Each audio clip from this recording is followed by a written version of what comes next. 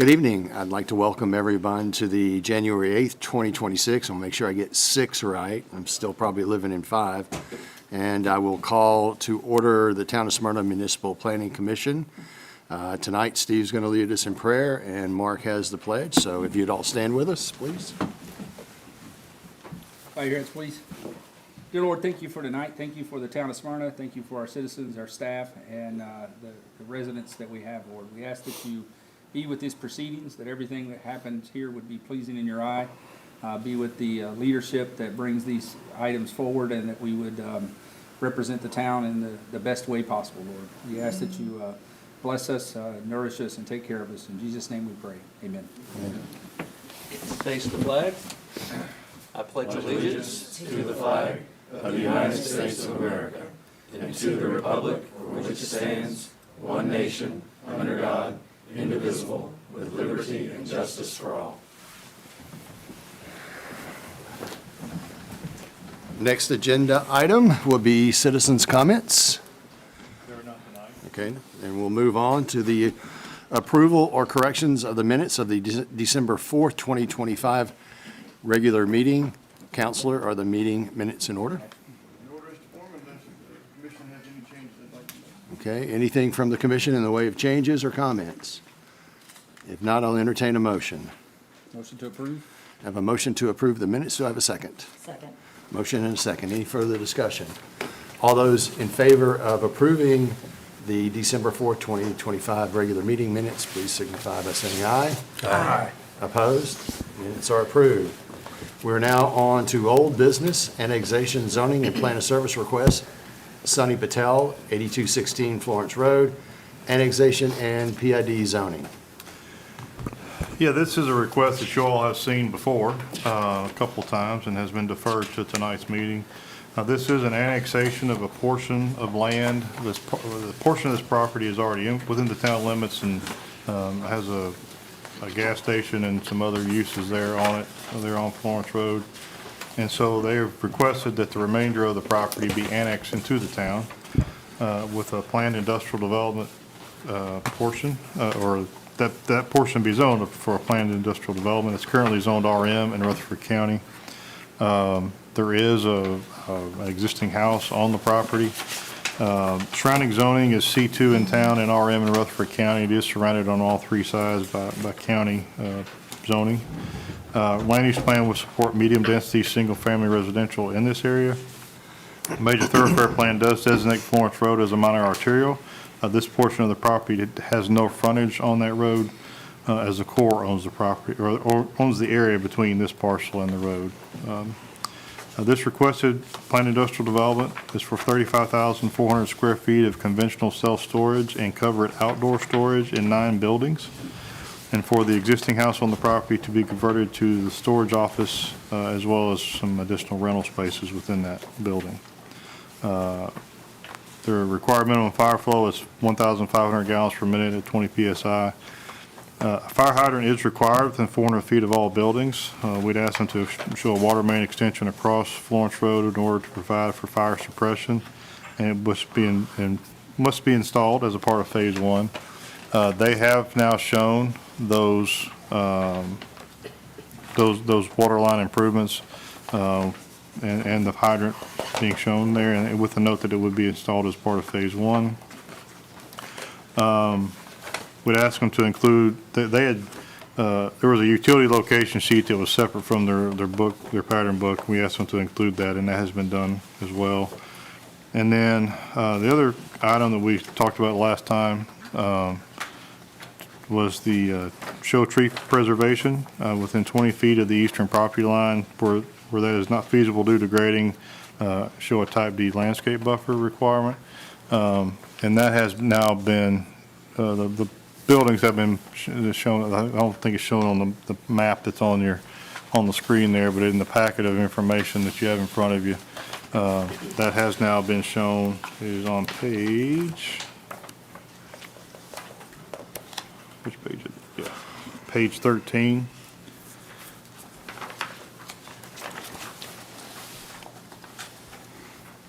And one other issue I know we talked quite a bit about was the width of the drive aisles in between the buildings to be sure that, you know, as some of these buildings are enclosed buildings, but some are open for, you know, park boats and campers underneath and that sort of thing.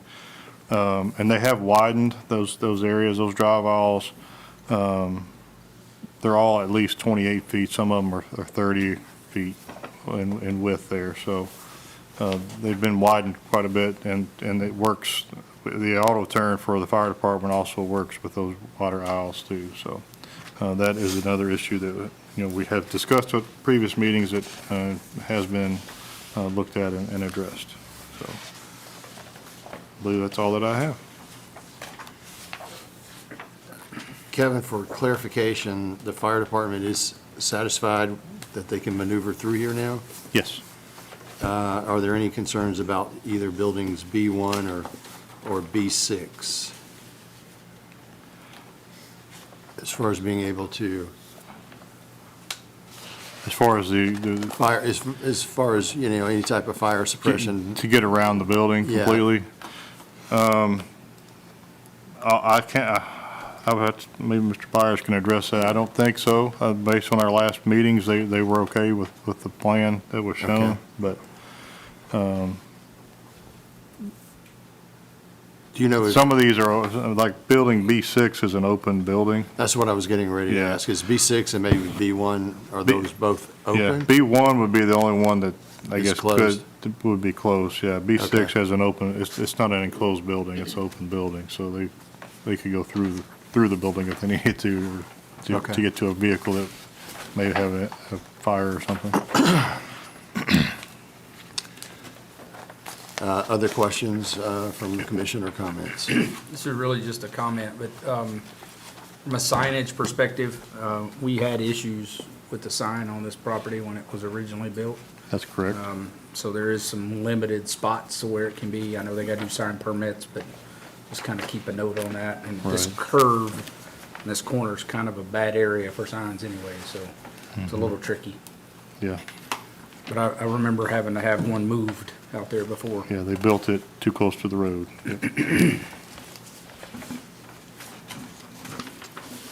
Other questions or comments?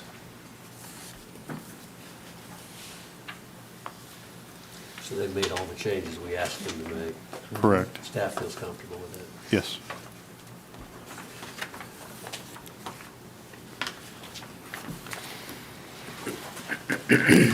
Okay. I would make a motion to approve with staff comments then. I have a motion to approve with staff comments from Mark. Second. And a second, is that Ken? Second from Ken. Motion and a second. Any further discussion?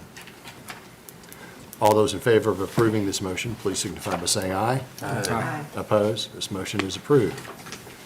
Under rezoning request, number 1, Highgate HH Development, Blair Road, Portico Place, rezoning C2 to add H2 overlay. This has been withdrawn, That is correct, and so there's no action tonight from the commission on that. that's right. The next item is Vintage Harbor Brook Owner LLC, Vintage System Block Owner LLC, Waldron Investor Family Limited Partnership LLC, 5,000 Needham Drive, 4,000 White Birch Avenue and Needham Drive, PRD amendment to a PUD. Kevin, my notes indicate that this group is requesting a deferral on this. That is correct. Okay. Any questions concerning the deferral request Motion to defer until Next meeting. 30 days, is that what they asked for? Next meeting. 3rd of February. I'll Okay. second it. a motion to defer to the next meeting with a second? Any further questions or comments concerning this deferral request? All those in favor of approving this deferral, please signify by saying aye. Aye. Opposed? This motion is approved, and this has been deferred to the next meeting. We are now on to site plan. First is Bailey Equipment and Intralogistics, Trident Drive, owner-developer, Caravan Ventures LLC. Same deal as last one. We've seen this a couple times and been continuously making changes on this to address some concerns that staff has had on it. Just to reiterate some of these comments on this, the Bailey Equipment and Intralogistics is proposing to build a 48,250 square foot warehouse and office building located on Trident Drive.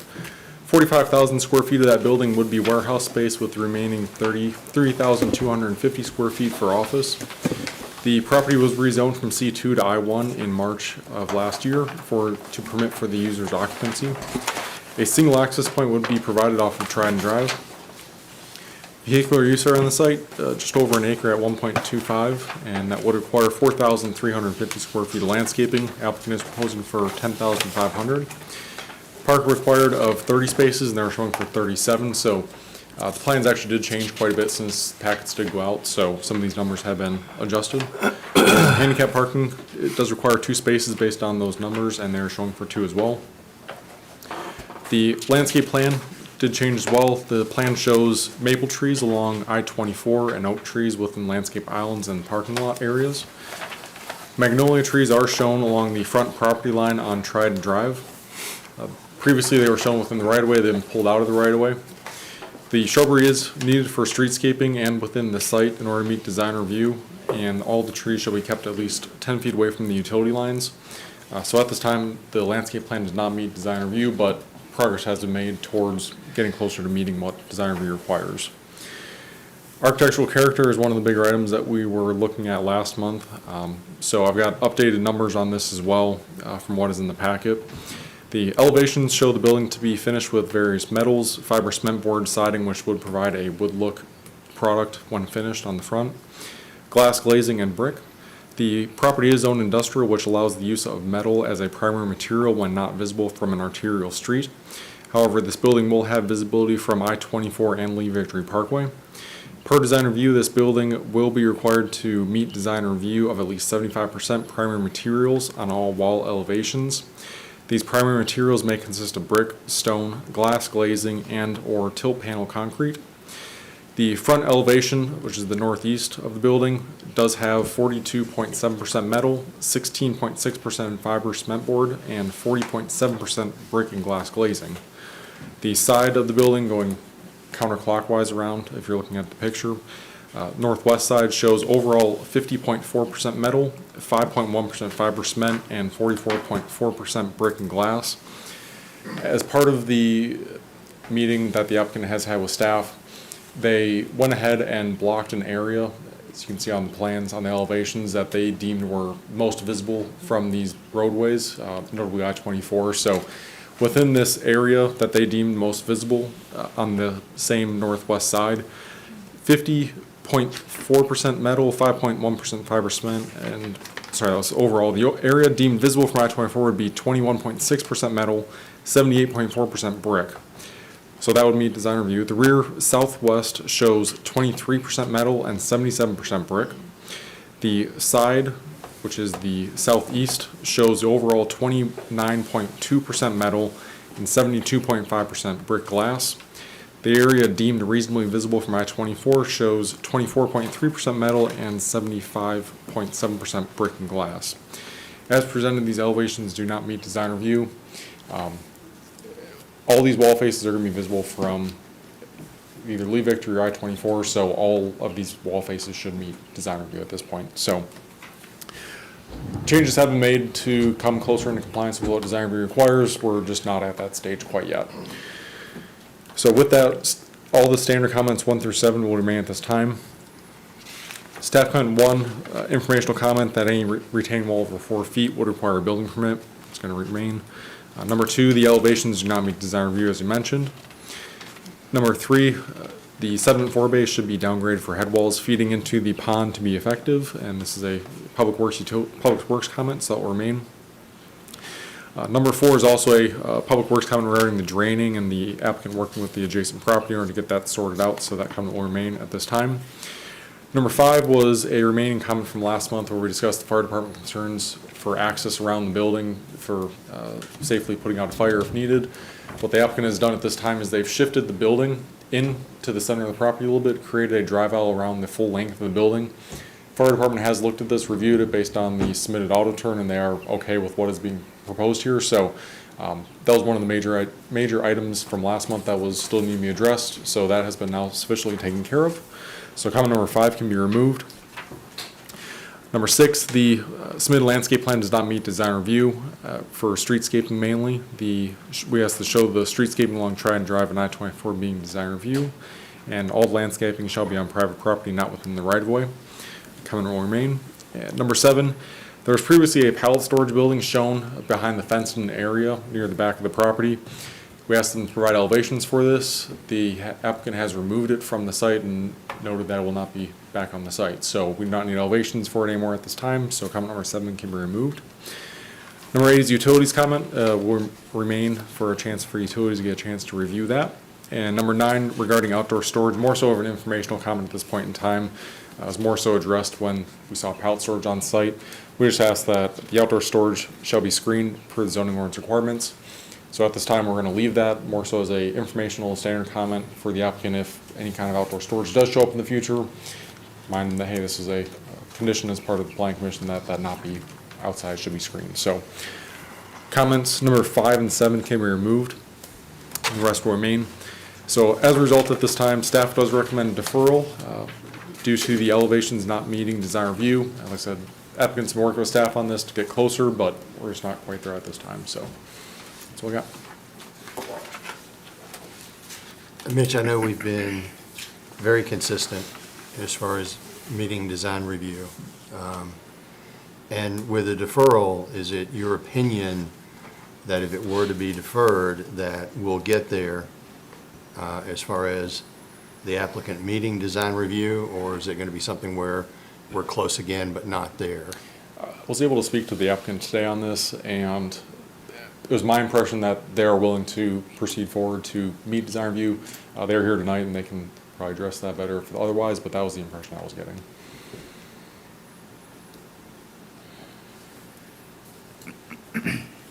Other questions or comments from the commission? I think that with staff's recommendations, once again, to your point, consistency is going to matter. And this does not meet our design review at this point. Whether they're willing to do it or not, I'd like to see it before we did anything that stepped up and said we'd be willing to approve it. So with that, I would make the motion to defer it at this point until the next meeting. Okay, I have a motion to defer until the next meeting. Do I have a second? I'll second it, but I also add that I agree with everything you guys are saying. Design review and meeting design review is going to be, and for me, it's the only way forward. Okay. Anything else? So I have a motion and a second to defer until the next meeting. All those in favor of this motion, please signify by saying aye. Aye. Opposed? This motion is approved, and we're deferred until the next meeting. Okay, next up, under new business, a rezoning request, Derby Run, Antique Avenue, PRD amendment.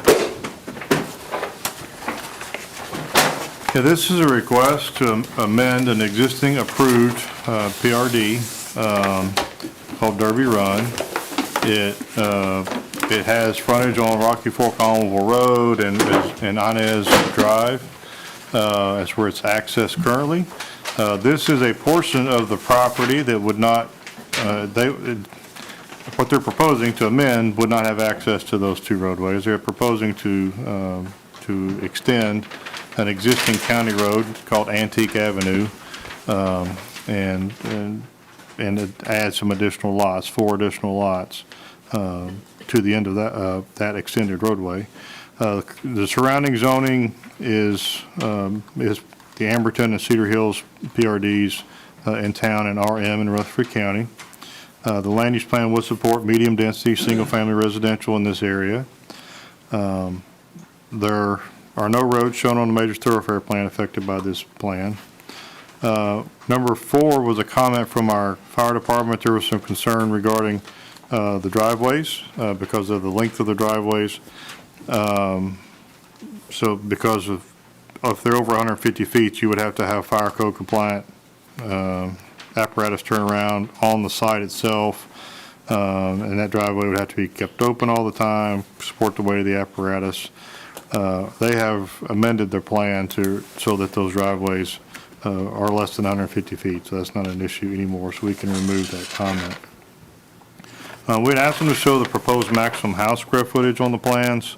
They're showing about a 4,800 square foot kind of building envelope, and that would require a heftier than typical single-family fire flow. It would be 1,750 GPM instead of 1,000.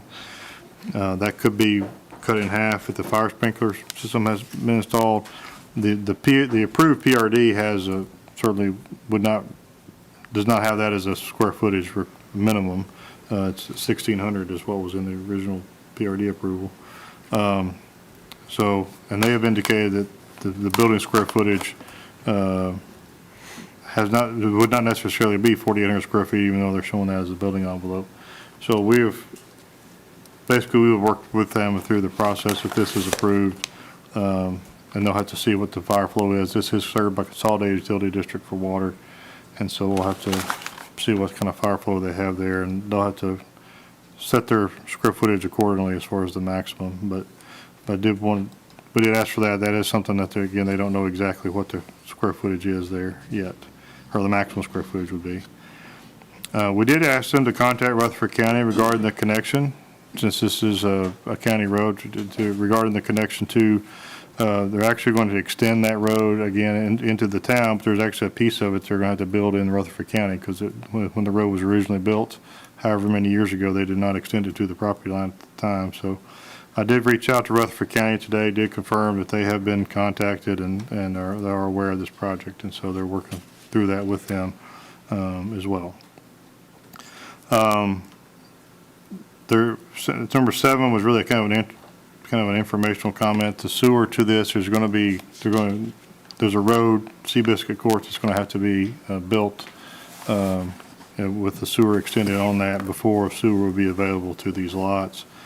And then number 8 was from Utilities Department regarding the utility easement width. They actually rewrited the sewer connections so that easement is no longer needed, and they are showing the easements as where they are or will be needed, but they would not be needed between those two lots any longer because of the rewriting the sewer. So these lots, there's 4 lots, so they are increasing the density because they are increasing the number of lots in the development.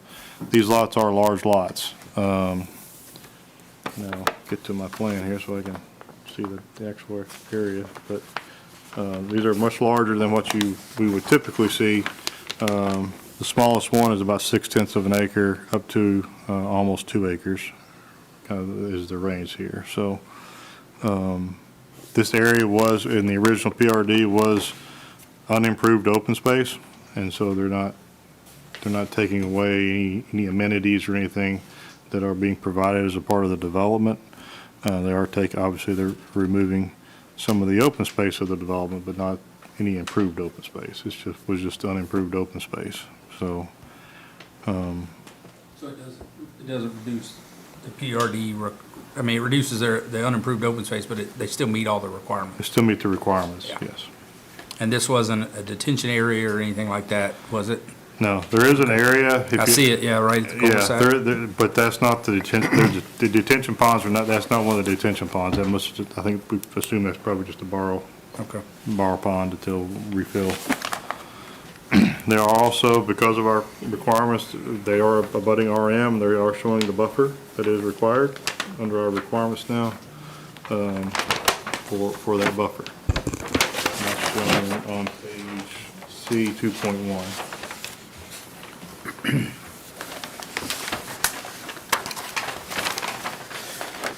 There's some existing tree lines we're going to keep in some places, but there was no trees there, so they're going to be adding them back.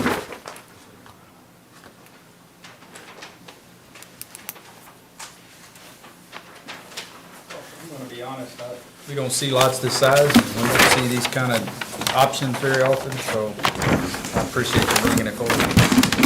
We don't see this very often. Chairman, if I may, I mean, make sure Kathy knows, the original building run is something I was involved with. This is a new section, but I'd rather just remove myself from all of it, as well as items 1 and 2 on the final plat section. So if you'll make note of those 3 items, I'd appreciate it.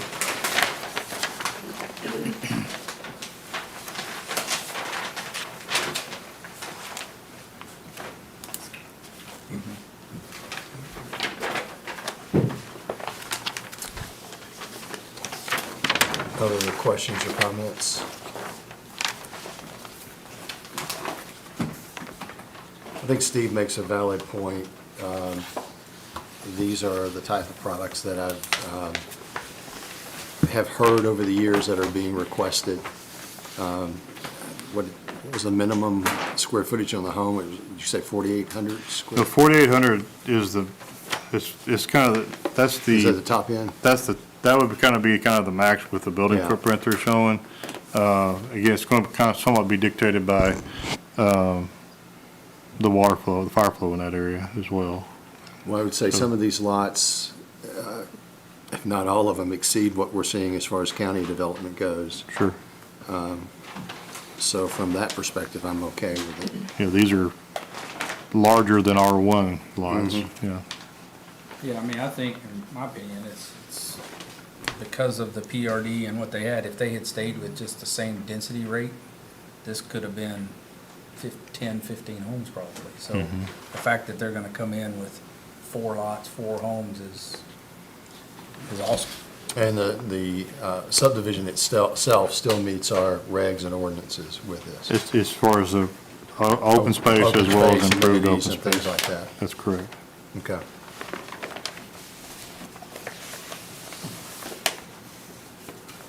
Other questions or comments?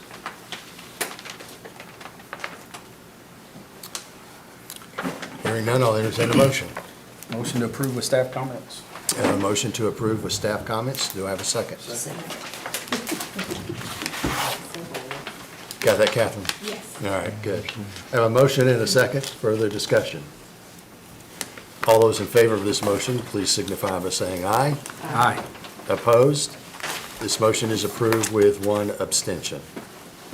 Okay. Next up, we have a sketch plat.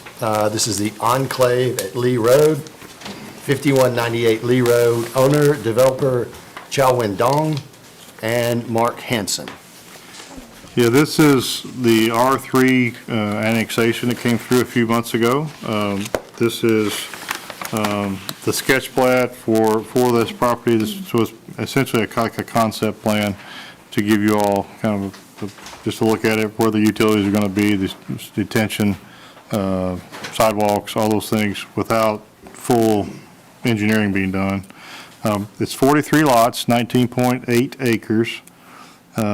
It is on, there's an existing house on the property that will be removed. It's addressed at 5198 Lee Road. We had a few standard comments, really 1 through 5. All those would need to remain. Number 6, just note that Lee Road is a collector, and they are showing right-of-way dedication there for that roadway. Minimum fire flow is 1,000 gallons per minute, up to 3,600 square feet under roof. And so they'll have to, again, this is actually served by the town, and that should not be an issue for us. Number 8, regarding the road names and 911 approval for those names, that has been done, and so that comment can be removed. There will be some off-site sewer that they're going to have to extend across the property on the south side of Lee Road. That is shown on the second page of your plans there. We just asked for documentation that easement's been obtained prior to any construction, obviously. So that comment needs to remain. The water line on Spriggan Way is 10 inches. They're showing 8 inch, so they'll need to correct that. The water service lines to each lot must be at least 1 inch. That's just to safeguard if for some reason either the initial construction or additions get to that 3,600 square foot threshold, that they would accommodate a sprinkler system if it had to happen. They're showing that on the plans now, so that can be removed.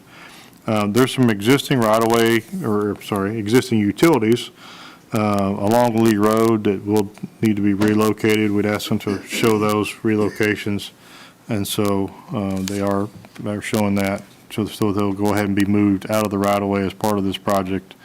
We are looking at improvements to Lee Road, the town is, and so that's, at least that piece of the right-of-way relocations we would not have to do as part of the road improvement. So, anyway, so that is being shown now.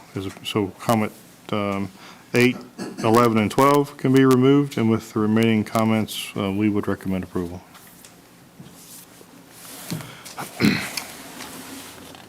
Okay, questions for staff or any comments on this?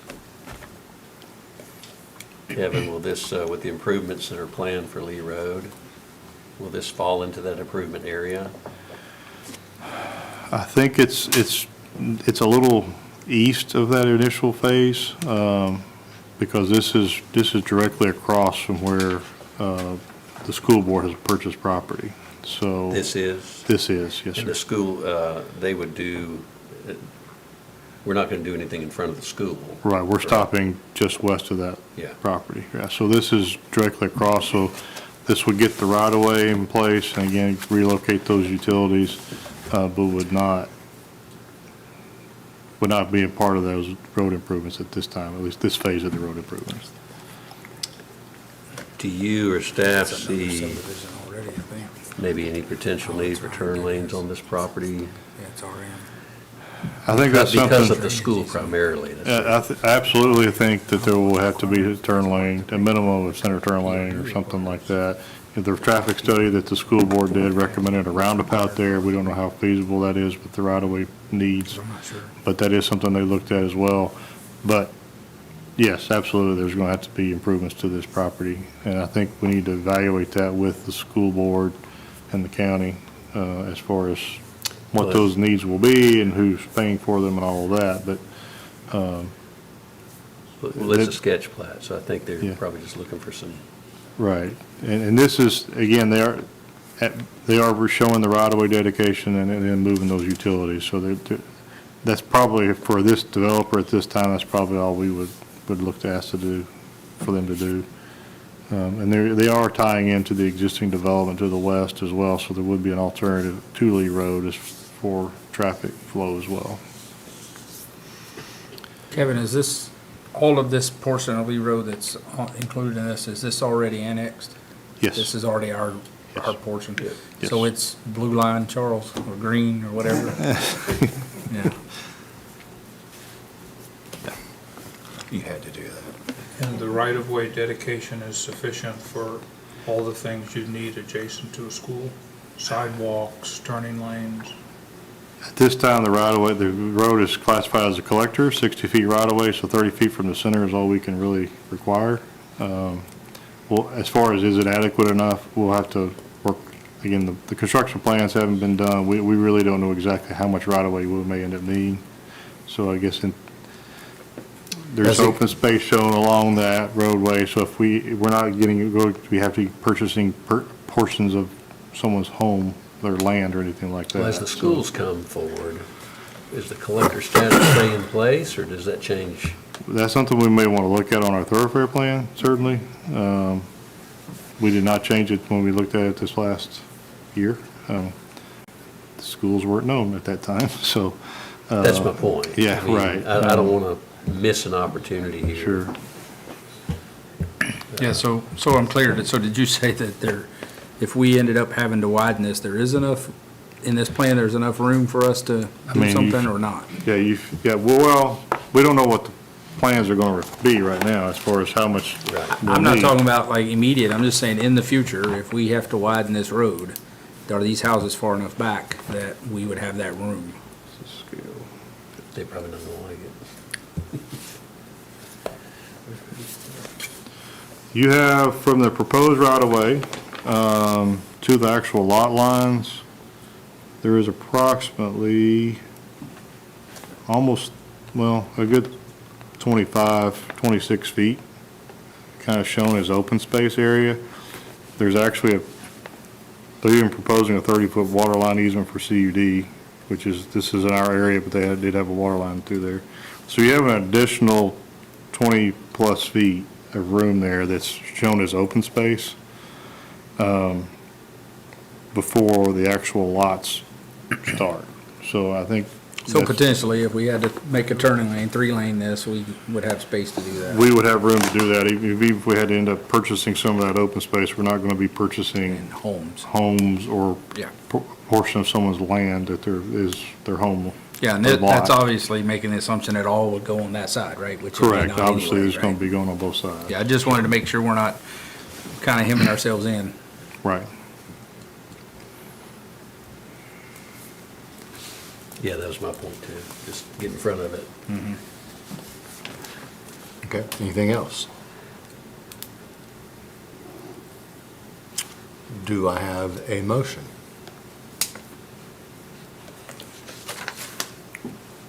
I'll motion to approve with staff comments. A motion to approve with staff comments. Do I have a second? Second. Motion and a second. Any further discussion? All those in favor of this motion, please signify by saying aye. Aye. Opposed? This motion is approved. We are now on to final plats. The first item is the courtyard at Stewart's Creek, Phase 3, Rocky Fork, Amable Road, Restoration Drive, owner, developer, EPCOM, Stewart's Creek LLC. Yes, this is the final plat. This is the last phase of the courtyard of Stewart's Creek Development, Phase 3. This section is 37 lots, it's 48.57 acres. This is the section that had a tremendous amount of open space because of the steep topography that's on a lot of this property. So this is, again, 37 lots. We had a few comments. They're really relatively standard comments, 1 through 4. We did have a comment number 5 regarding show that existing utilities in Phase 2 that are being extended into this phase, and they have done that, so we can remove that comment. So there would just be those 4 remaining comments that are left, and with those comments, we would recommend approval. Consistent with previous submittals and meets our rules and regs, ordinances that were in place or are in place. That is correct.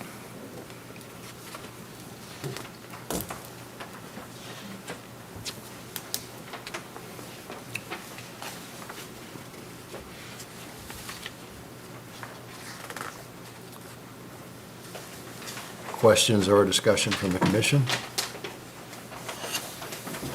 If not, Voting. okay. Mark will be abstaining. Do I have a motion?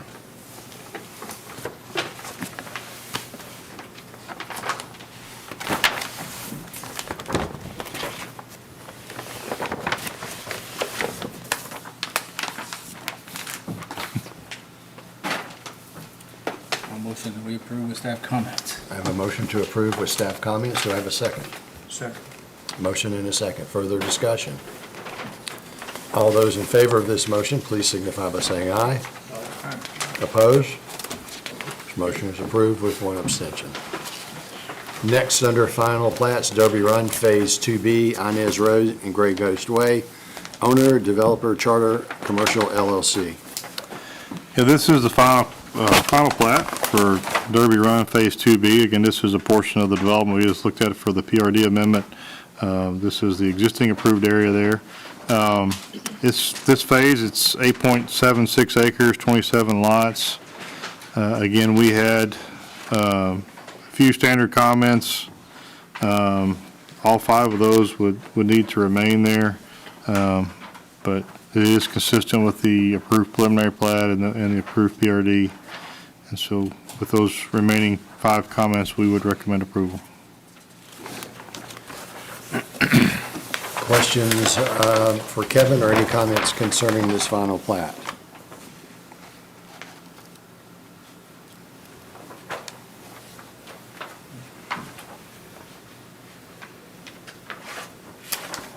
Hearing none, I'll entertain a motion. Motion to approve the staff comments. A motion to approve with staff comments. Do I have a second? Second. Motion and a second. Any further discussion? All those in favor of this motion, please signify by saying aye. Aye. Opposed? This motion is approved with 1 abstention. Next and finally, under final plats, Sam Ridley, D.R. Horton, HPR, Jeannie Lane, Motlow College Boulevard, owner, developer, Wild Building Construction, Inc. Yeah, this is the HPR plat for the townhome section of this development. This was, you all looked at the final plat for both of the lots for this development last month, and this is just the HPR plat just for the Lot 1. It's 18.64 acres in that one lot.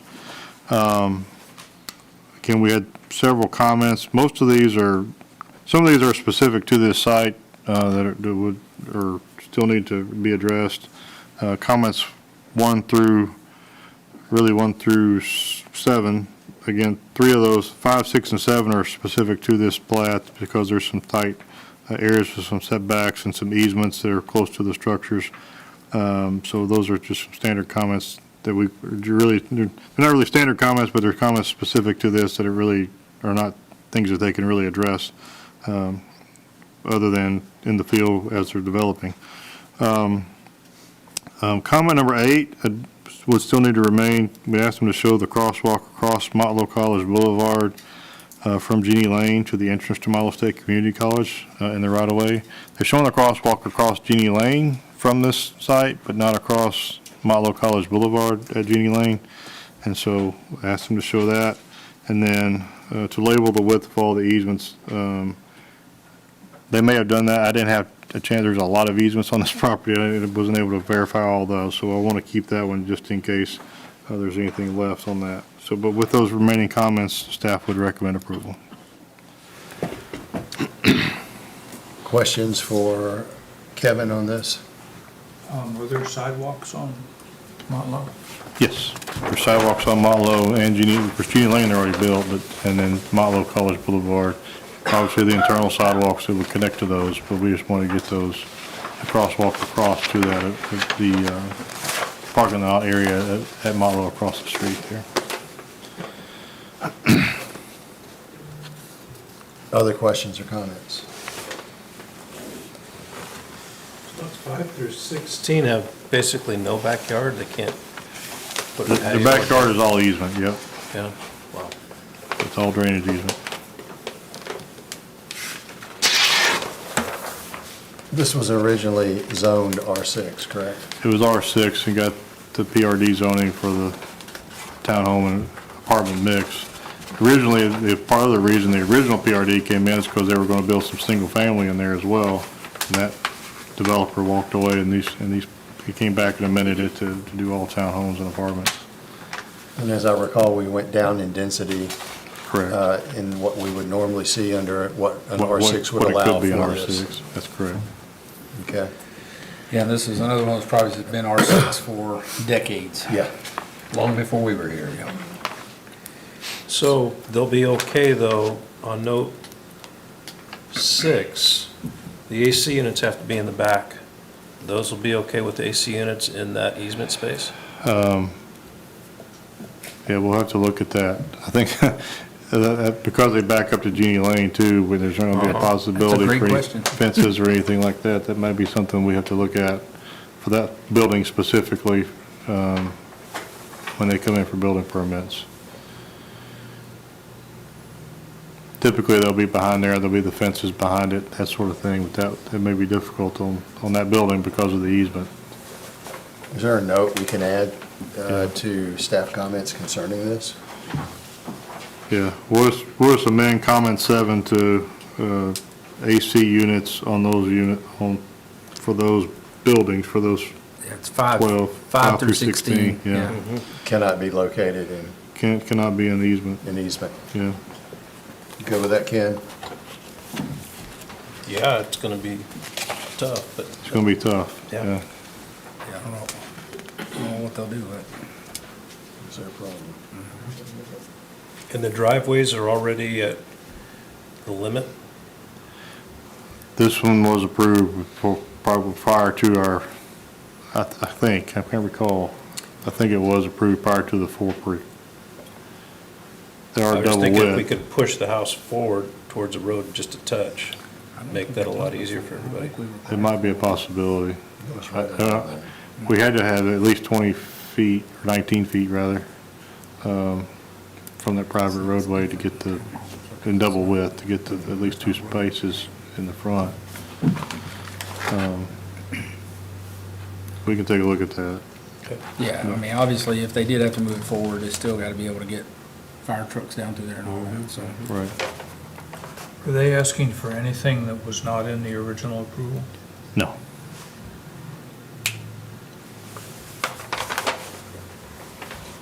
And they've got some off-site parking in here as well. Yeah, there's some guest parking and that sort of thing scattered around. I say off-site, I meant guest parking. Right. Not in the driveway parking. Yeah. Yeah, I remember when this came through the first time, for the second amendment, I guess, or the first amendment, when it went from single family to this. You know, first, we didn't really want all apartments, obviously, we didn't want that, and we really liked the single family, but when that fell out, we kind of felt like, you know, this is the next best, we don't want apartments. And so ideally, we would have liked less density, but this was better than the alternative.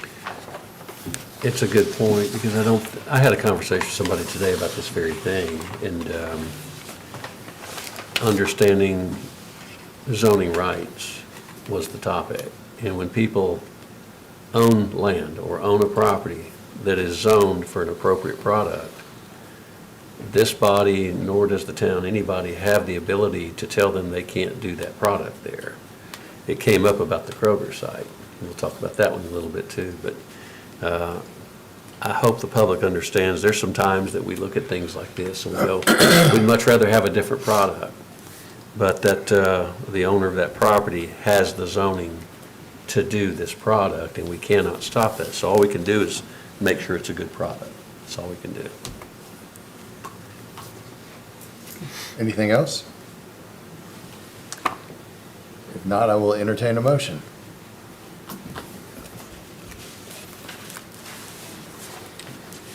Anybody? Motion to approve with staff comments. I have a motion to approve with staff comments. Do I have a second? I'll second. Motion and a second. Further I discussion? won't leave you hanging. Thanks. All those in favor of approving this motion, please signify by saying aye. Aye. Opposed? This motion is approved. We're now on to site plans. Our first one is Amable Plaza, Phase 2, Amable Road, owner developer Unico TN, LLC, Amable Series. This is a property that recently got rezoned to, from PID to C2 to allow this use of a general retail restaurant space building. It is located off of Allenville Road behind a car wash facility. The proposed development would be 8,700 square feet for 6 potential tenants. Maximum 1,500 square feet of this total building may be used as restaurant space due to the limited parking that is shown on site. There is an existing drive aisle providing access from this site from Allenville Road with no direct access onto Allenville Road. Vehicular use area on the site, 0.35 of an acre, which does require 1,551 square feet of landscaping. The applicant is showing for 2,000 square feet. Parking requirement of 44 spaces, which they are showing for. And that does require 2 ADA spaces, which are being shown. The landscape plan shows trees within landscape islands and foundation planting shrubs along the front and south side of the building. Additional landscaping is shown around the dumpster enclosure area as well. The landscape plans were revised since packets went out last week. Architectural elevations show the building to be finished with brick, glass glazing, and ephes cornice rather. 3 colors of brick are proposed to be utilized to provide a variation in design. And primary materials of brick and glass glazing make up at least 75% of all 4 wall elevations, which does meet design review as presented. Standard comments 1 through 7 all remain. Staff comment 1, the maximum of 1,500 square foot of restaurant space is allowed for this entire building. More so left for information or anything else. Comment number 2, if more than one restaurant is planned, additional grease traps will be required to be installed. Comment number 3, we asked them to label the size of the existing water mains. The applicant noted that those will be provided before the building permit is applied for. So comments 1 through 3 will remain. Comment number 4, we asked them to add some additional landscaping to meet design review, which they have done, so comment 4 can be removed. And number 5, we asked them to show the drive aisle width, which they have done as well. It can be removed. Staff comments 1 through 3 remain, and with that, staff would recommend approval. Questions to Mitch or any comments?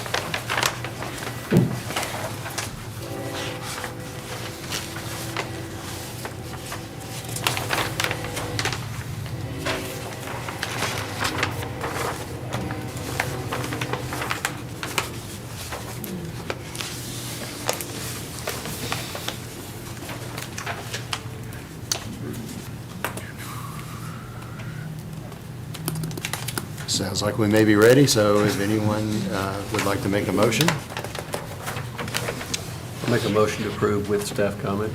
have a motion to approve with staff comments. Do I have a second? Second. Motion and a second. Any further discussion? All those in favor of approving this motion, please signify by saying aye. Aye. Opposed? This motion is approved. Next, we have Brew Y'all, 120 Sam Ridley Parkway West, owner, developer, Equitable Property Company. This is a primarily drive-through coffee facility located within the Stewart's Landing development on Lot 6. The building is proposed to be just under 1,000 square feet at 950. 2 drive-through lanes are shown with the ability to accommodate approximately 29 vehicles if fully stacked up. There is 1 bypass lane shown as well. In the currently operating location, which there's only 1 operating location of this brand, there are approximately about 12 to 14 vehicles, what they note at that facility, that stack up on average at any point in time. So the 29 should hopefully be adequate enough to accommodate for that stacking. This would be the company's second location, with the primary location in Mobile, Alabama. Square footage of vehicular use area, 0.6 of an acre is proposed, and that would require 2,614 square feet of landscaping. They're showing for 5,827 square feet. Park required is 10 spaces, they're showing for 14. And that would require 1 handicap space, and they're showing for 2. Landscape plan shows a variety of trees and shrubbery proposed to be planted along the eastern and western property lines, adjacent to the neighboring developments. Trees are also shown along the access drive on the south side of the property and Pilot Place in the north. Trees are shown within the Pilot Place right-of-way previously, and they have been removed out of that right-of-way. So the last part of that comment can be removed. Architectural elevations show the building to be finished with brick, glass glazing, and awnings finished with metal. As shown, all 4 wall faces do meet design review with nearly 100% primary material finishes on all those elevations. Standard comments 1 through 7 all remain. Staff comment 1 is a utilities comment that has been addressed. Number 2, there was landscaping previously shown within the right-of-way, and that can be removed as well, as they have relocated that landscaping. Number 3, we wanted something showing the stacking of those vehicles, see how far back and how many vehicles we can get. They have submitted that this time, so that can be removed as well. There was an extra comment in relocating the trees. Staff did want to make sure that vision triangles are kept clear for any motorists leaving the site. So we just asked that vision triangles are provided as part of the next permit set for civils, and just to make sure that there are clear vision areas left for all motorists and pedestrians and everyone alike. So with that 1 extra staff comment, all the other staff comments have been addressed, and staff would recommend approval. Questions or comments concerning, So you're comfortable with stacking? Correct. I have to admit, I don't understand this business model, but the one that we approved by the Home Depot, they are busy all the time with 2 rows of incoming, and just incredible. So they've got the 2 stacking lanes, and if it were to back up any further, it's going onto the shared access road, not backing up onto the main public right-of-way area, so that gives us a little bit more sense of. yeah, I think this one, to Mitch's point, is maybe even better from that perspective as far as the stacking goes. And I have noticed the one that you're referring to, although they are and do stay busy, you know, the very first week or 2, they had a lot of promotions going on, and that led to a lot of additional stacking there. So, from that perspective, I think this is even better. Yeah, I'm seeing it too. The competitors around town all have busy lines of coffee traffic. blows me away, because I don't do any of that, but, Especially the holiday. yeah. Is this a ride-out only? I believe, from the north or south side, Looks like it. Leaving the site, is that a ride-out only? Yeah. on which, there's two exit points. Yeah, You mean the Sam Ridley side? Yeah, I'm sorry, from the south yeah, side. yeah, the Yes. south, yes. I wish you could go next door to the other restaurant. Which is it going in there now? City barbecue. City barbecue. That's the one that's already almost, yeah. yeah, it's under construction.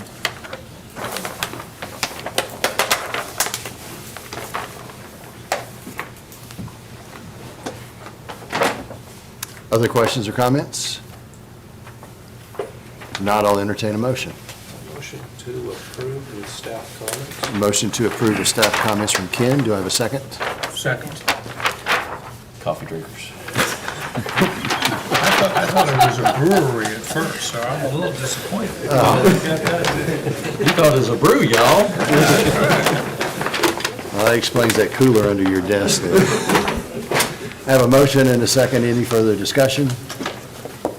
All those in favor of approving this motion, please signify by saying aye. Aye. Opposed? This motion is approved. We're next on to Kroger Shops, Bulldog Drive, owner, developer, SEK Smyrna LLC. This is a outbuilding in the parking lot area, if you will, of the Kroger Shopping Center that was previously approved back in April of last year. The proposed building is 10,000 square feet with approximately 6 tenants that could be located inside this facility. Square footage of vehicular use area is overall for the entire site, we're looking at 8.33 acres. That would require 0.83 acre for landscaping. They're showing for just under an acre, meeting the requirement. Parking for the overall space is 529 space required, and they're showing for 563. If we look at this site only, it would require 40 spaces, and they're showing for 46 allocated just to this building. Handicap parking is 11 spaces required, and they're showing for 23 spread throughout. Landscape plan shows landscaping similar to the approved Kroger site plan. Foundation plantings are shown on the east and west side of the building, along with trees and shrubbery shown within landscape islands. Architectural elevations show the building to be finished with a mixture of brick, stone, glass glazing, fiber cement board, accent metal used as a cornice cap. All 4 elevations have at least 75% primary materials meeting the design review. There is a staff comment here asking to clarify the limestone, which would be the stone material that is in reference here. If we do count that as overall, I'll explain that a little bit here more later. That does meet design review. If you remove this limestone, which is more of a glued on type material, it would be below the requirement, design review requirements. So just keep that in mind when we get down to the staff comment, help explain that a little bit later. Standard comments 1 through 5 would all remain, and staff comment 1, regarding the clarification of this cast brick and the limestone veneer. We asked if they were stone products or if they were faux, which would be glued onto a concrete wall. It is more of a product that would be provide more of the accent finish that we're looking for, more than the actual material itself. So staff's concerns in this was more so that the product fades over time, whether it falls off, how it gets replaced, etc., if that were to happen. So we were going to leave that up to the commission to decide whether they see the product they're proposing tonight fit, or whether you'd like to see the actual product of stone be used on this building. So that is staff comment number 1. Comment number 2, we asked if they could relocate the handicap parking stalls closer to the middle of the building. As they are shown, they're more so towards the one side of the building than the other side. So if you have someone that needed to use the ADA parking stalls, they'd have to go across the entire front of the building to get to the other end of the building. Staff asked if they could be located more centrally so they can have easier access. The applicant provided more of a reason of it was optimal in the situation, in the location shown. At the end of the day, they are still showing the handicap stalls, so I'm not sure much more beyond that we can ask of them at this point in time. Comment number 3, we asked to show visibility triangles at the south end of the drive aisle behind the building. Staff did have some concerns about the traffic safety at the intersection. You should have in front of you a traffic vision triangle that they did produce here. So With what they have shown where the stop bars are located, staff is now fine with what is being proposed, so comment number 3 can be removed. And then comment number 4, we asked to relocate the dumpsters and dumpster enclosures to the north end of the roadway and closer to the building. Where they are shown is closer to lot 6, where that is shown more so in that lot across the drive aisle. I don't know if you can show with the cursor exactly where it's at. So the dumpsters are shown back in that corner. Do we have that? We don't have it blown up. Yeah, we don't have any it blown bigger, up.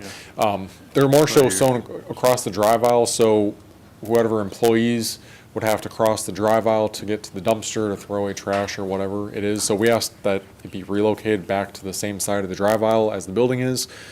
The applicant's response to that was due to the angle of the dumpster enclosure, it wasn't feasible the way the site's designed, and there's a island behind the building.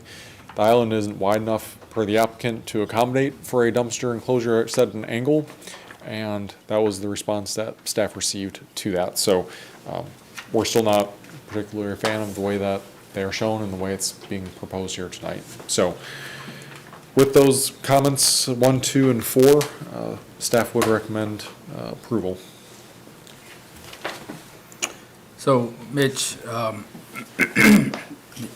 they meet, all 4 elevations have 75% primary materials, but then you have the question about the cast brick. Is that with or without that?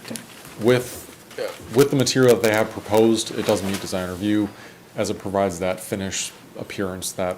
But we're if going that fell off, didn't stay on, wasn't replaced properly, then they would fall below design review? for. If you remove it as a primary material, only the rear would meet design review at that time.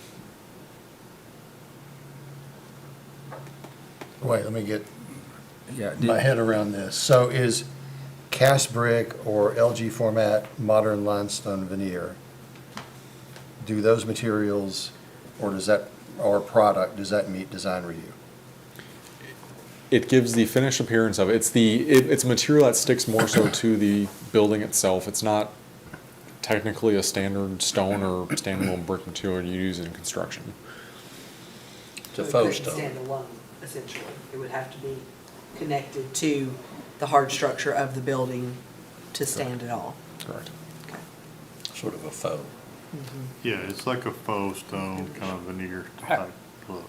So it's How's this, is it just hardier than ephes? Because isn't that pretty much what ephes is? That's what I was about It's to a ask. harder material when it's put on With a mortar, so it'll, if it pops off, it's been hit pretty hard. But the term cast brick, the only time I've ever seen that is on concrete tilt-ups where they pour in the form. It looks like brick, but it's part of the concrete. But this building would be, you wouldn't want to do this building in a cast, a tilt-up, it's too small for that. I'd like to see what it is.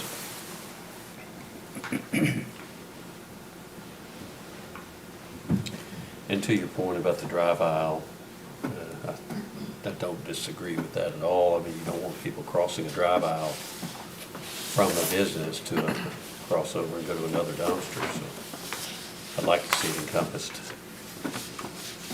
with the building.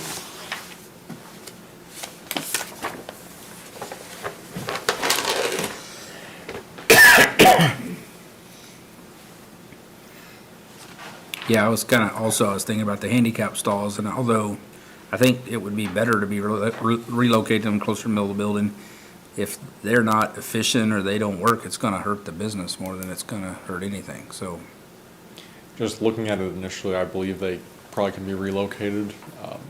That's just my looking at the plans, interpreting it, whether they actually can or not.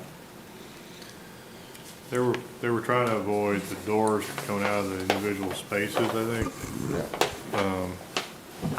There's a landscape island. If they move that, they could probably make it work, but you do have, here's handicap parking with handicapped access, ADA compliant access to the entire building. It's not, there's not an issue there.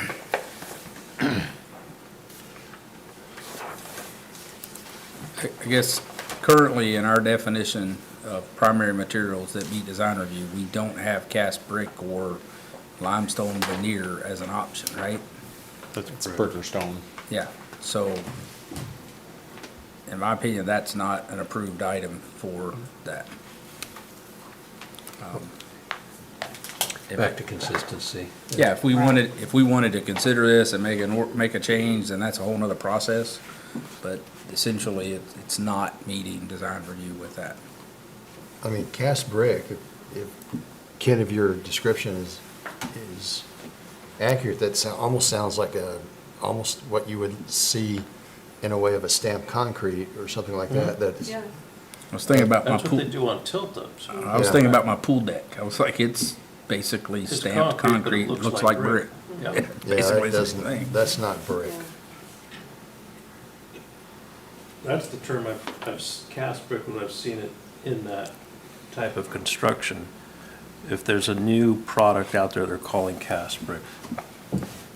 Haven't seen that. Sounds like it's pretty durable, Maybe. you know? Yeah. But, I guess time will tell, right? It's well, new, so. we had a conversation earlier about consistency on design review, to the chairman's point. And so, for those reasons, I think we have to kind of stick to our guns on that, but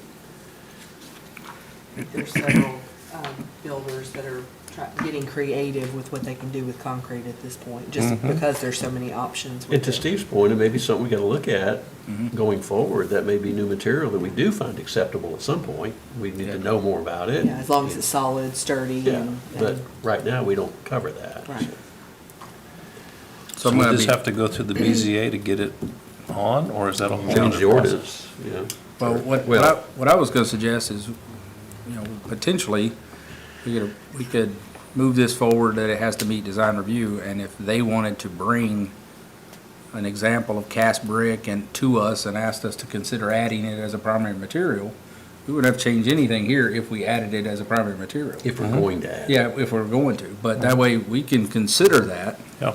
but they've gotta meet design review, whatever it is, and if they want us to add a product or a material, I mean, I'd be open to listening and seeing it, maybe making a change, but at this point, I don't really know what it is, and it doesn't meet our design review, so this has to meet design review.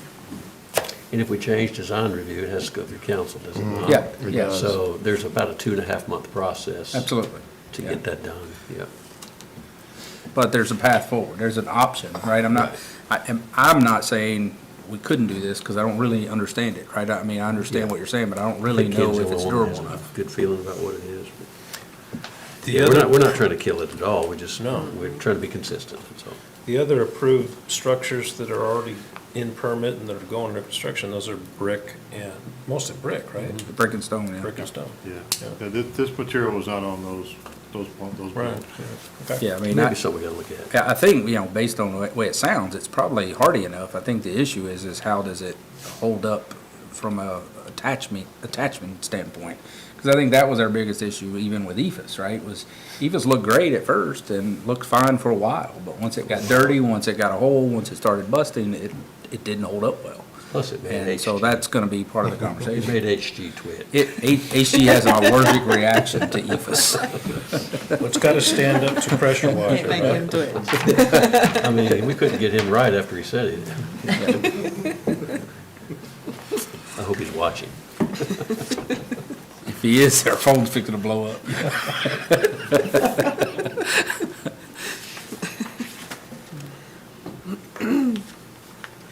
Well, if you're, I think that takes care of that issue. The other issue we had was the concern of the dumpster locations and all that, so. Yeah, I think your comment covers that though, right? Yeah. Yeah. So unless there's opposition, I'll make a motion that we approve with staff comments. I assume number one just gets crossed out because we've answered it, right?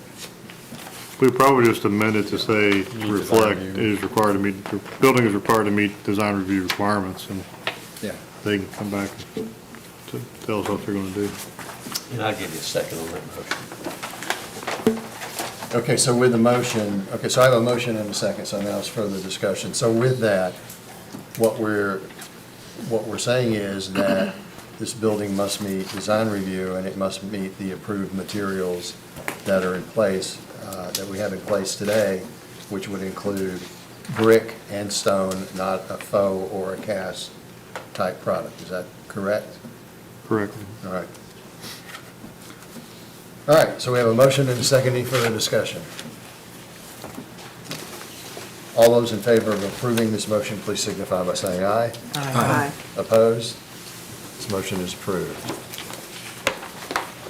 Okay, we're now on to Medical Park Plaza, Medical Park, owner, developer, J&K Properties, a Tennessee General Partnership. This is a site plan for Lot 4 of the commercial subdivision on Medical Park. This is the second to last undeveloped out parcel in this subdivision. It's proposed for 8,100 square foot multi-tenant commercial building. Access to the site is shown via a single access point off of Medical Park and 2 access points from the parcel to the north.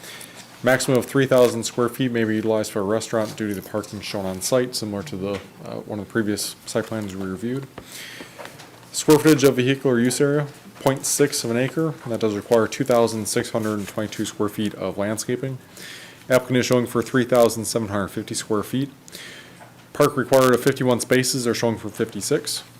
And the handicap requirement of 3 ADA spaces, which they are showing all 3, as plans have been revised.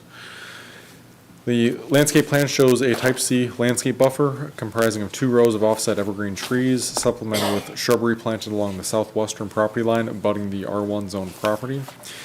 Trees are shown within landscape islands with shrubbery at the base of the building. Architectural elevations show the building to be finished with brick, stone, glass glazing, and stucco. The elevation on the front shows the mixture of all materials with a secondary material of stucco making up 23% of the facade, remaining 77% of primary material mixture. All the elevations other than the front are finished with entirely primary materials, which does meet design review requirements. Standard comments 1 through 7 all remain at this time. Staff comment number 1 was a utilities comment, which they have indicated they will show upon getting a building permit, so that comment will remain. Number 2, they were deficient in the number of ADA parking spaces that were shown on site based on the required number of parking spaces that they had provided, but that has been addressed at this time, so that can be removed. And then comment number 3, they are showing trees along Medical Park, which would be required as part of design review. However, due to the presence of underground gas line in that area, we don't want to mix landscaping with underground utilities, so we just ask that they substitute the trees that are shown with some kind of a shrubbery material which doesn't interfere with the underground gas line in that area. So revising comment number 3 to indicate that as such, and staff would recommend approval with staff comment 1 and 3, and then all of the standard comments. Okay. Questions for Mitch on this? A little confused about the sidewalks. They don't really have a sidewalk going into the Going development. across the front. Yeah, but to get into the development, there doesn't Right. seem to be. Yeah, you got this here. Comes Oh, around, yeah, Okay. the street's right here. They show on their detail pages, A2-2, lower left-hand corner, cut stone. So that's a stone that's veneered onto the surface, the same way we were talking about some of the others. I'm just, from my own knowledge, this is approved, right? That's how we interpreted it. Okay, yeah, because it's a mortar base that holds it on. It's To the structure. It's actual stone, yeah. That's kind of how brick is too, though, right? It's mortared together. Well, it's mortar stacked, where Yeah. this is I understand, it's mortar attached, back, but yeah. still essentially mortar held is what I'm getting at. It's But not this much- looks like it's a dry stack setup from a up and down. It's, the adhesion is under the backside. But it's been building that way for years. So it's still a stone product? Yeah. Okay. Mostly built that. And they show another coffee shop. Charles, maybe you're missing out on a business opportunity. It sounds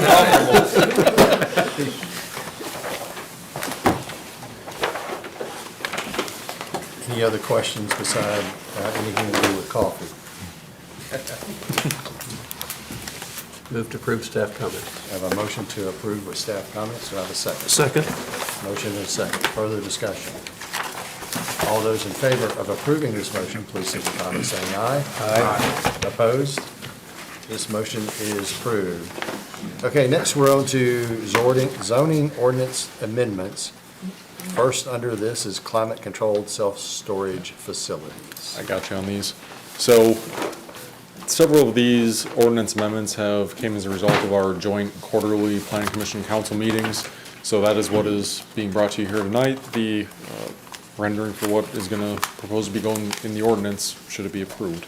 So one of the items of discussion was the climate-controlled self-storage facilities being brought into commercial districts due to the nature of the product that's being produced is more of a commercial appearance, more than strictly industrial. So throughout the discussions, we have made the proposed amendments to include them as a special exception within the C2 and C5 districts. So it still require BZA review on that before anything happens on it and before it's brought to you. And as part of the special exception, we have also added within Article 7 the special conditions that we have discussed as part of the meetings and parking requirements for those as well, which is different from a standard self-storage facility as well.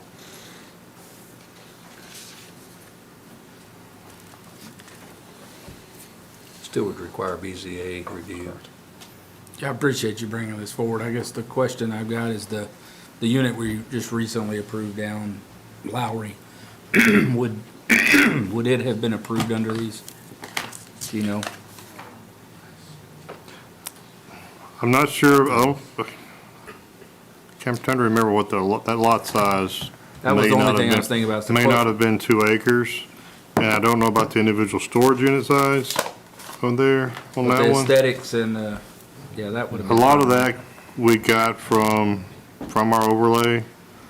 And then some of this is not from our overlay, it was things that Mitch, when he was doing his research and other communities and some of those things, some like the distance from the major intersections and things of that nature. Yeah, And the the parking, certainly. reason I asked that question was I think that was a very nice looking product. It came forward and was a lot of discussion, but it really was a good looking solution. And if there was a variance from what we're approving here, you know, what was the difference? And I think you're probably right. It's probably lot size and maybe a few, I don't think they had any much larger than 600, but they might have. Yeah, and, because I'm not sure we got into that much of a discussion. we didn't talk about the Not in size the of meeting. I met with, it was Rob Mulchin with SEC that did that, and I met with him individually a couple of times, and that's the reason, kind of asking just to see if we were going further than, you know, what we had already approved, or if we were kind of right in line with that. Well, I think, my recollection of the discussion, I think the 2 acres, part of this was to limit, we didn't want to allow them everywhere, you know, we didn't want them popping Right. up all over the place, and so, the lot size as well as the other requirements was to try to limit that they wouldn't be on every intersection, you know. Well, that particular parcel had some issues, some challenges, I guess the best way to say it, to get anything on that site that would have made much sense.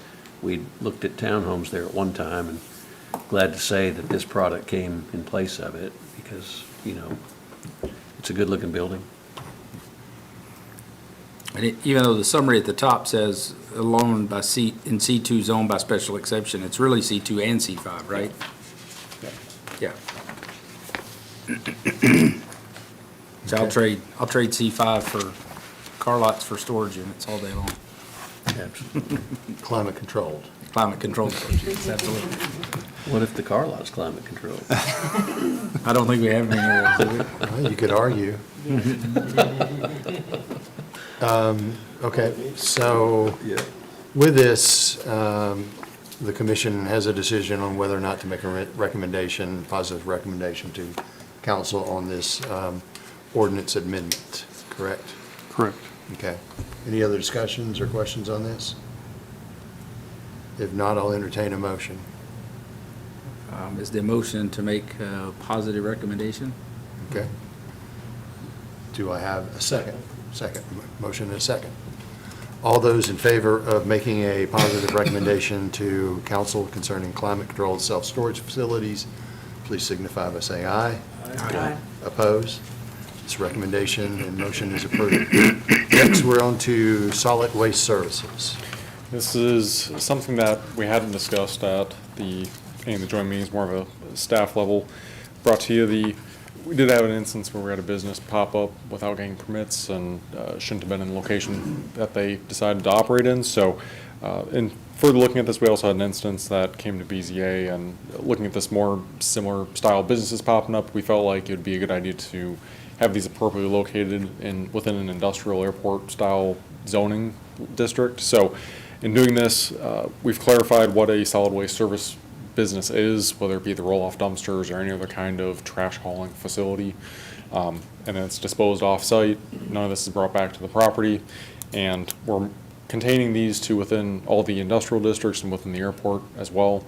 So that's still along the lines of industrial style activities going out there. So we've defined the solid waste services as part of this, and then clarified the use listing of what it falls under, more so the warehouse good transport type of services, which is allowed within those industrial airport districts.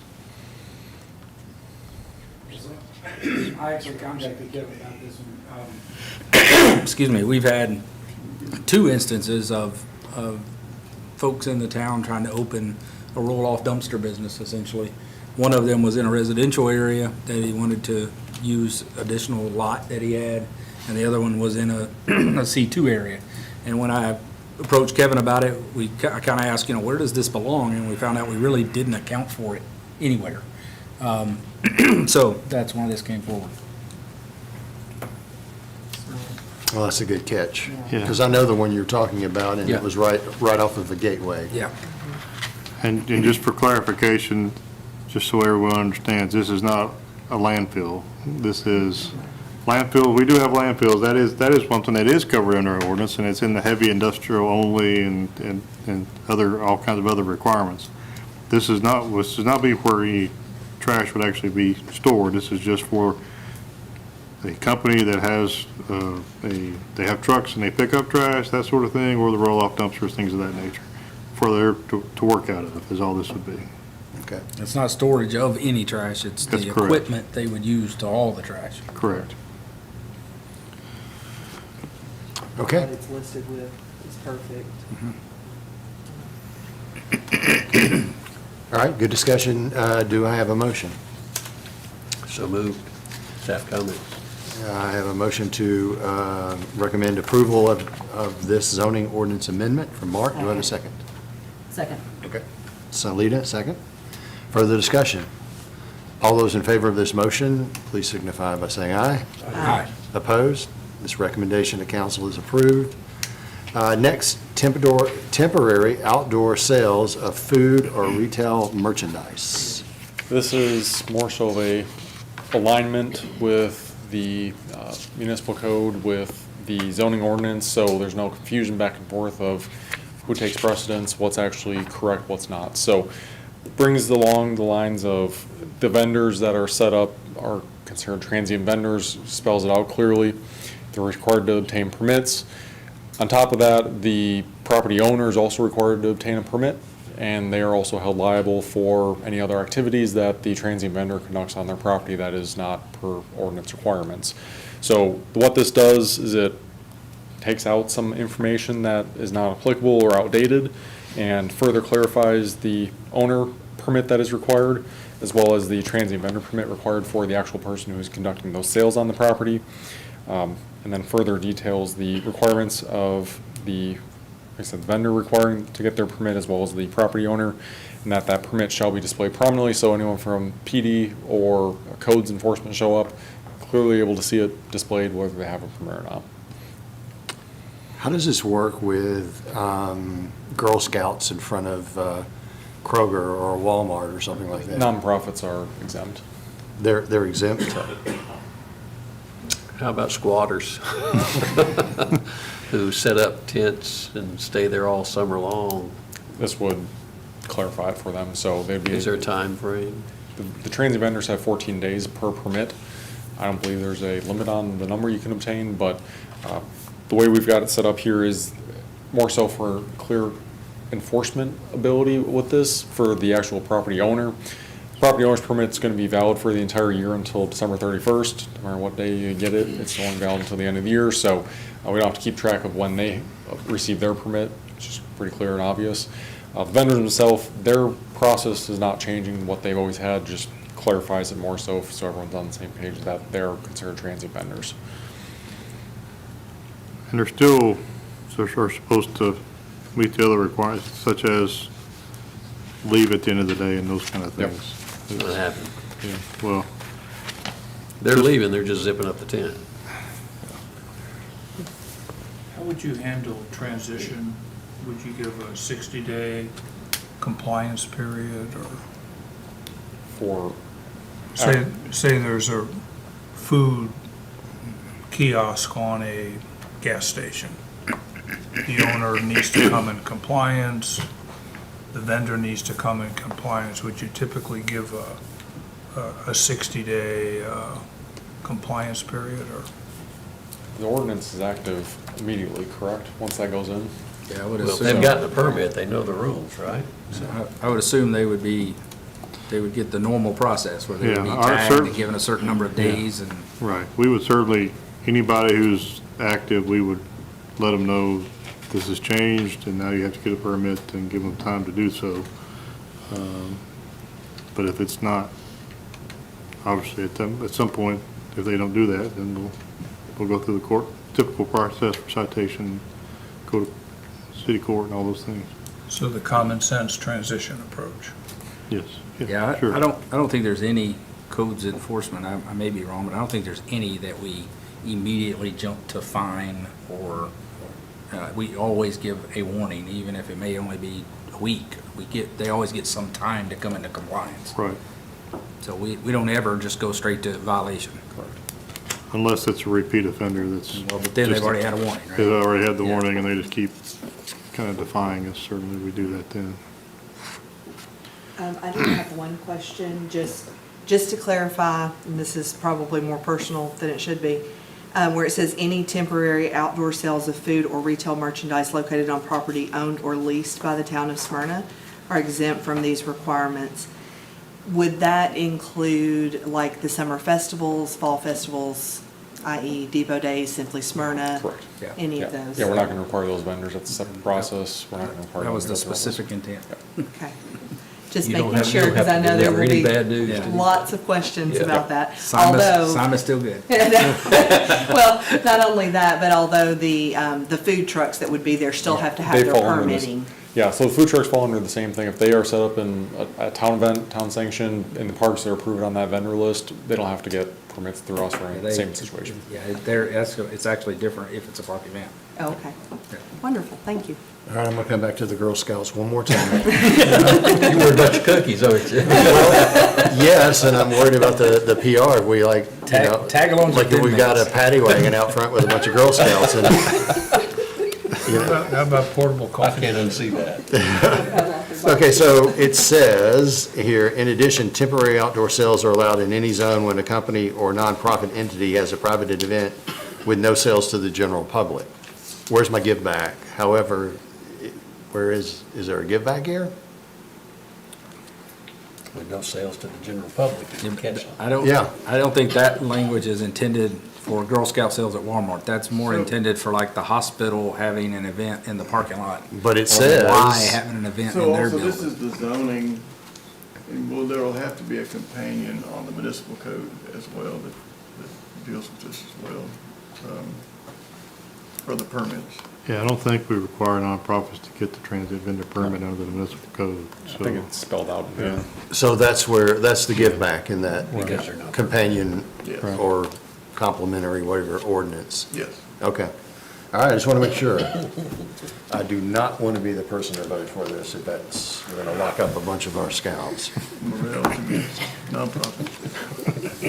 or any other nonprofit. All right. Other questions or comments? I'll take a motion on a recommendation here. Motion to recommend for approval. I have a motion to recommend approval of this ordinance amendment from Steve, Second. and a second. Further discussion. All in favor of this motion, please signify by saying aye. Aye. Opposed? All right, well, I'll send a positive recommendation to council with this approval. All Girl Scouts call Tim Morrell. No, they're gonna be calling you. Actually, I'll be calling you if I don't get my cookies. I think we can expose your address, and then they'll be knocking on your door with a cookie sale. Okay, yard sales.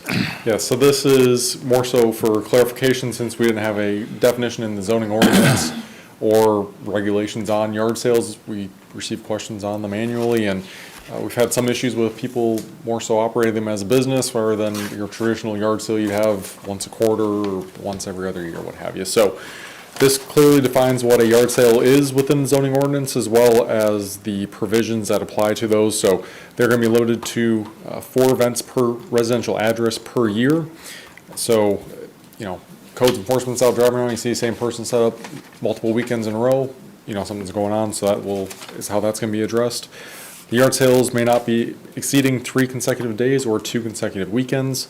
And if there's an event where joint sales are being conducted between multiple homeowners, that joint sale for everyone that's participating in that event will count as one for each of their addresses that are participating. So more so just creating this definition and specifying what a yard sale is. Four sales with addresses is a little hard to keep up with, I'd say. The ones we have the issues with will clarify and simplify it, but yes, it's put something in definition for what they are. They can take turns. Yeah, I think, keep in mind that anytime we do something like this, there's a specific reason behind it. There's a violator or violations that we're trying to resolve, so not trying to stop people from having yard sales or any of that. There's specific issues we're trying to fix. In doing the research too, these are pretty standard regulations across the board for multiple jurisdictions, so we felt safe with this as part of the discussion we've had at the joint meetings as well.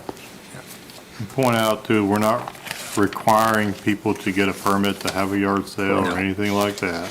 So just in case that is a concern. We don't want to do that. We also don't want to have to administer that. So, this is just basically saying you can do it 4 times a year. Most people don't do that many anyway, so it shouldn't be an issue for anybody other than the concerns we have with the violators that are not really having yard sales or running businesses out of their home and calling them yard sales. These days with Facebook Marketplace, I think yard sales are less and less anyway. People are selling stuff all year long on Marketplace. Some people just like putting it on the table and waiting for that quarter. That's true. They like to negotiate. Yes, they do. Just for those that like to be creative, that would like to do it more, should the definitions also include garage sales or estate sales? Because I could see somebody who really wants to do it. Yeah, Or it yard actually- sales. It does. It's in Is there. it? It's in the definition. Yeah, garage, tag sales, rummage There it is. sales, Yep. Okay, estate, never mind. moving. I retract that. Good job. All right. Do I have a motion concerning this zoning ordinance? Make a move that we recommend it to the council for approval. A motion for a recommendation of approval to council. Do I have a second? Second. Motion and a second. Further discussion? All those in favor of this motion, please signify by saying aye. Aye. Opposed? This recommendation and motion is approved. We are now on to, am I saying January bond review report? That's correct. Wow. All right. All right. So first one is Point Subdivision. This is the commercial development along Sam Ridley there. This is the end of their maintenance period. They did respond. They would try to get the last few items knocked out. They only had about 5 kind of minor things really to get finished. So hopefully they'll be able to do that. If they get that done by January of 27th, we can release, otherwise extend 3 months. Pinto Place Townhomes, this is the first year we've had this one. They are and have been making progress, but they are not finished yet, and they're still building in that development. So would recommend a 1-year extension on that one, because we've only had that 1 year. Westover 2A, again, end of the maintenance period here. We can release if they have everything finished by February 10th, otherwise extend 3 months. They're hoping to get that's finished up here in January, and they are working toward release. Blakeney, Section 1, Phase 1, did not hear from the developer on this one, but again, this is the end of the maintenance period. If they get everything done by the 13th, we can release, otherwise extend 3 months. Hidden Hills, Section 6, Phase 1. Excuse me, we would recommend a 6-month extension on this one. There's an adjacent development that's underway, and they are, he's worried about the topping getting destroyed because they're coming through his section to get to the new development. And so we understand that, so we'd recommend a 6-month extension on that one. And that is the report. Okay, any questions concerning the bond review report? If not, I'll entertain a motion. Motion to approve the bond review. A motion to approve the bond review report. Do I have a second? Second. Motion and a second. Further discussion. All those in favor of approving the January bond review report, please signify by saying aye. Aye. Opposed? The bond review report is approved. Staff comments and other business. A couple things. Just one, to remind everybody of the joint meeting with the council on the 29th of January. It's 3 weeks from today. It's our quarterly meeting there. It's at 3 o'clock here in Town Hall. And then we will be getting the information to you all ahead of time, certainly on that, for what we're going to be talking about a week or so ahead. And then the other thing, just to remind everyone, we talked about this last month, just to remind everyone again, we need your Ethics Commission Statement of Interest forms. You can do that online. If you do that online, please send Catherine that information so she can have a record of that. If you do not want to do it online, you can do it in paper form. If you do that, please get that to Catherine no later than next Friday, the 16th, because we do have to have it via snail mail to the state no later than the 30th of January, so that gives us a couple weeks to get it there. So we've got, I think 4 of you we need 3 of you. I was gonna ask, can you just tell us who you need? Because I don't know if I've done it or not. It's, Okay, You can actually file yours at the I believe same it's time you, do your Mr. council. Scurr, Mr. Hill. okay. Yeah, we got Ms. Haley tonight, so. All right. There's another topic we need to discuss. Charles? Yes, sir. I learned today that this would probably, is this your last planning commission meeting? Yes, sir, it is. Understand you're retiring. Yes. Congratulations on that. Thank you, appreciate it. And I got to tell you, from my perspective, you've brought a lot of knowledge, expertise, consistency to planning and with the roads. And from the day you got on, I felt like we were always in great hands with you. And I think the thing that I admire the most is the grace that I've seen from you when you've been under fire, because everybody's a road expert, but they don't come anywhere near close to the knowledge and the expertise and the value that you've brought to the town of Smyrna. And for that, I just want to say how much I appreciate all you've done for the town. Well, thank you, sir. Here, here. Is that it? No. No, I got another thing. Yeah, go ahead. There's a gentleman sitting on the back row back there. You see him in the blue shirt? You know who that is? He's here for the birthday boy today, Kevin Rigsby's birthday. I've met his father back there on the back row, and he is a wonderful gentleman. So Thank you. I just wanted to point him out and thank him for coming to our meeting tonight. Happy Yeah. birthday, Kevin. Thank you. Happy birthday, Kevin. Would you like us to sing now? No, thank you. You've heard us sing. Steve said he would do an interpretive dance. That I want to see. We're going to have to go off air for that.